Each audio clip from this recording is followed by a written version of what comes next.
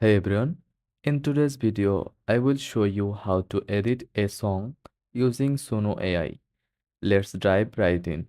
First of all, open Suno AI in your browser and log in or create an account if you haven't already. Once you are in, you will see the main dashboard. Next, upload the song you want to edit.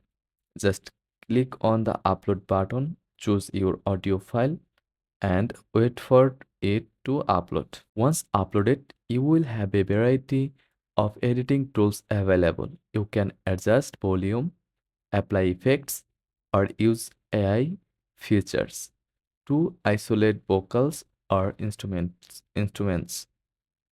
Simply choose the options you need to edit your song.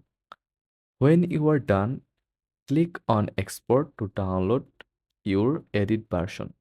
Choose the format you prefer and it will be saved to your device.